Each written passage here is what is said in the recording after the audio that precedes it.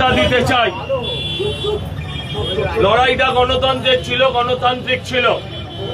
কোন party office, এই party অফিসকে আমরা মনে করি মন্দির। হয়তো যারা আজকে, যাদের আজকে এই ঘটনা যাদের ওপর ঘটেছে, তারাও কখনো হয়তো আমাদের মন্দিরে আঘাত করে থাকতে পারে, কিন্তু সে করেছে বলে আমি করব এটা কখনোই নয়।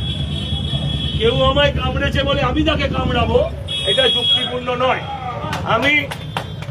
আমি আপনাদের মাধ্যম দিয়ে, আমি এই ভিডিওর মাধ্যম দিয়ে আমি ক্লিয়ার বলে যাচ্ছি, আমি প্রশাসনকে অনুরোধ করেছি, আমি প্রশাসনকে অনুরোধ করেছি, কড়া হাতে এই ধরনের কাজ দমন করা হবে, দলমত নির্বিশেষে। মানুষ ম্যান্ডেট দিয়েছে, মানুষের ম্যান্ডেটকে সম্মান দিতে হবে। পার্টি করার অধিকার প্রত্যেকের আছে, কিন্তু কারোর পার্টি অফিস আমরা ভাঙবো না। কারণ পার্টি অফিস ভাঙার জ্বালাটা আমি জানি, দরজা ভাঙার যন্ত্রণাটা আমি জানি, আমার কর্মীরাও জানে। আর কালকে দুপুর 12টার পর থেকে যারা বিজেপি হয়েছে তাদেরকে আমি সাবধান করেছি, এই ভিডিও দিয়ে তাদের আমি পরিষ্কারভাবে সাবধান করি, আমার থেকে খারাপ কেউ হবে না। আমরা এতগুলো ছেলে মেয়ে বাড়িতে বাড়িতে ঘুরে মানুষের কাছে হাত জোর করে ভোট চেয়ে নিচ্ছি, সেই ভোটের অসম্মান হতে দেব না। তাই কেউ যদি, এটা বেশিরভাগই তৃণমূলের গোষ্ঠীর লড়াই, এক গোষ্ঠী বেরিয়ে গিয়ে বিজেপির ঝান্ডা ধরে পার্টি অফিস ভাঙবে, এটা হতে দেব না। পরিষ্কার কথা, আমার দলের লোক যুক্ত থাকলেও তারা শাস্তি পাবে। অন্য গোষ্ঠীর লোকও যদি আজকে হঠাৎ সকাল থেকে বিজেপি হয়ে যায়, তাদেরকে বিজেপি বলে ধরা হবে না এবং তারা শাস্তি পাবে। এ বিষয়ে নির্দ্বিধায় আমি আপনাদের বলে গেলাম।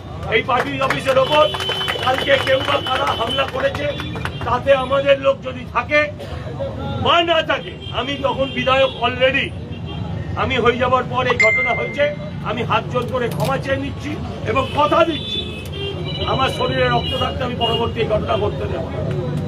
সবার রাজনীতি করার অধিকার আছে এবং থাকবে।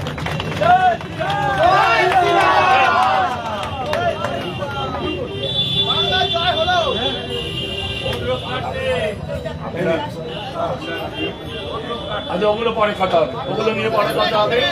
আপনারা পার্টি অফিস খুলুন, আমার নাম্বার রাখুন।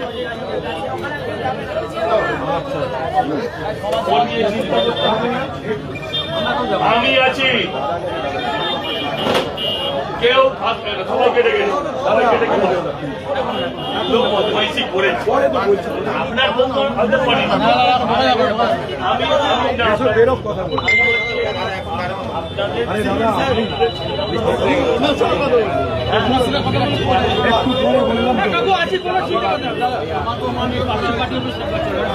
আচ্ছা যাচ্ছে,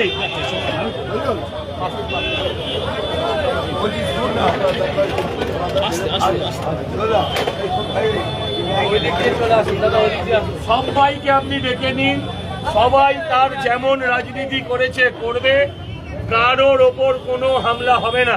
আপনার এমএলএর ওয়াদা।